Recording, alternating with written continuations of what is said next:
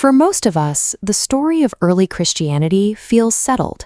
We see a unified faith built on the four canonical Gospels of Matthew, Mark, Luke, and John, a single coherent foundation for the life and teachings of Jesus. But beneath the sands of the Egyptian desert, archaeologists found evidence that complicates that history. They uncovered hidden caches of ancient, crumbling texts containing a very different version of the early church. These discoveries include dozens of alternative scriptures. Texts like the Gospel of Truth, the Gospel of Eve, and the Secret Supper suggest that the first few centuries of the religion were deeply fractured. Early Orthodox leaders, acting as heresiologists, worked to manage this splintering. Figures like Irenaeus in the year 180 served as ideological enforcers, tasked with hunting down alternative views and discrediting their authors. For 1,600 years, the victorious Orthodox factions held exclusive control over the historical record. The losing side of the theological debate remained silent, their scriptures presumed lost. That silence ended in the late 19th and 20th centuries. Major archaeological finds at Oxyrhynchus and the recovery of the Berlin Codex pulled these suppressed voices out of the dirt, finally allowing the so-called heretics to speak from the grave. The unearthed fragments suggest the early church was defined less by unified peace and more by an intense ideological war over the definition of the faith. This 3rd century papyrus fragment found at Oxyrhynchus is a Servaging piece of the Greek Gospel of Thomas.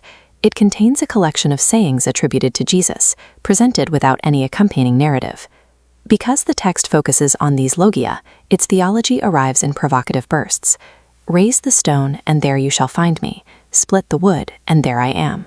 This idea posed a threat to the developing Orthodox hierarchy.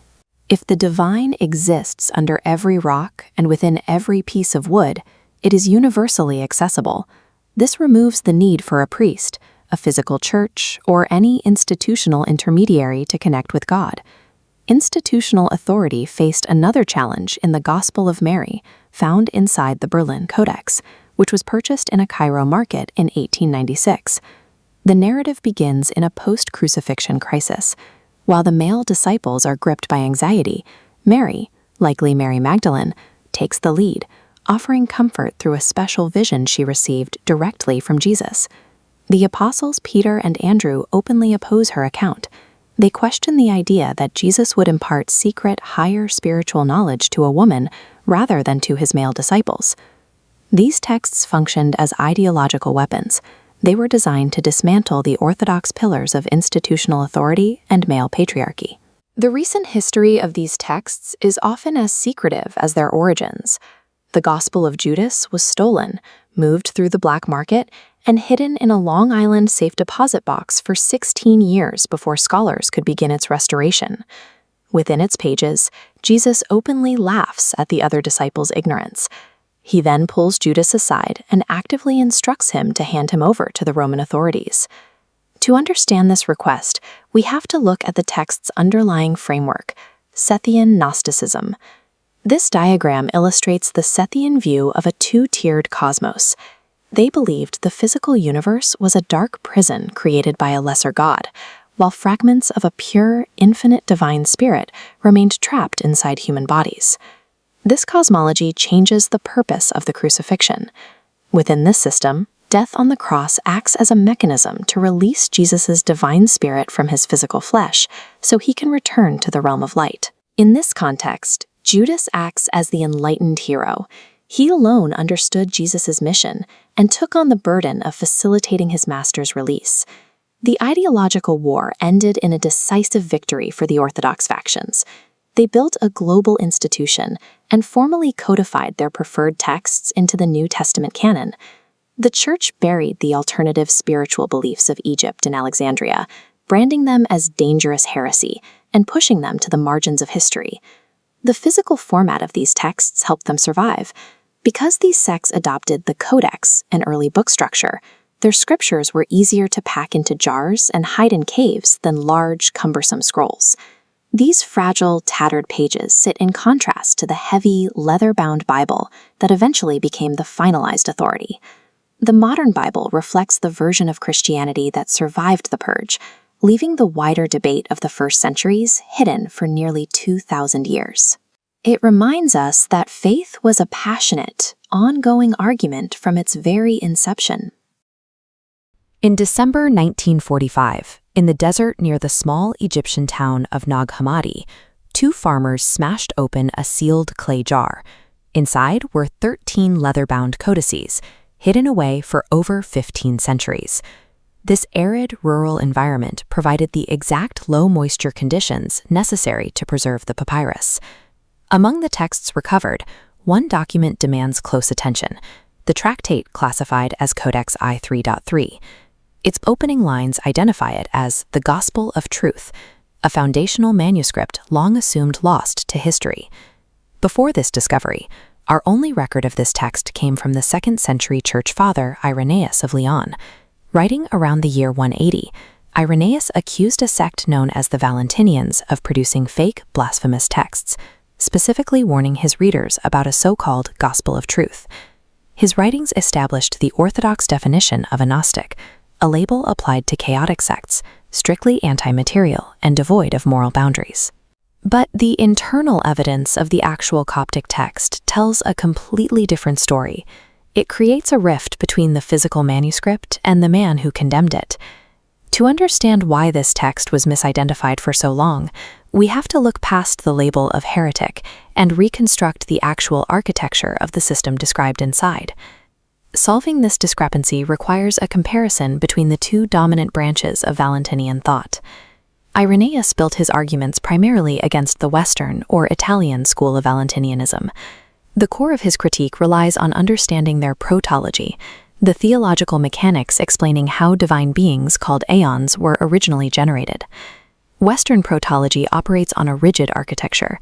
It posits 30 distinct aeons generated externally, branching downward from the primary deity. This design creates a strict external hierarchy. The lower nodes are physically and conceptually separated from their source by defined, hard boundaries. This separation dictates their soteriology, or the mechanics of salvation. When a savior figure descends toward the lower realm, that savior's body is strictly psychic. It cannot physically touch or be corrupted by the material world. In this Western model, physical matter is viewed as a mistake, entirely incapable of receiving salvation. The ethical consequence is clear. If spiritual beings are saved entirely by their innate nature, then physical conduct and real-world morality become irrelevant. This rigid, anti-material philosophy is exactly what Irenaeus attacked. It became the permanent orthodox blueprint for defining the Gnostic heresy. But the Gospel of Truth does not belong to the Western school. It is an artifact of the Eastern tradition. We can verify its theological alignment by cross-referencing it with other preserved Eastern texts, namely the Excerpta ex Theodoto and the Tripartite Tractate. Eastern portology explicitly rejects the rigid, downward-branching hierarchy. Instead, the divine beings exist inside the depth of the ultimate source, functioning as internal thoughts and sentiments.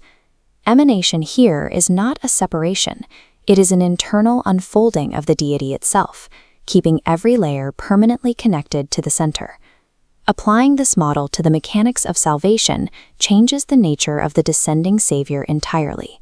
The Savior's spiritual body is coextensive with the heavenly church, a collective representing the spiritual seed of the believers themselves. Because of this connection, the Eastern Savior does not stop short of the material realm.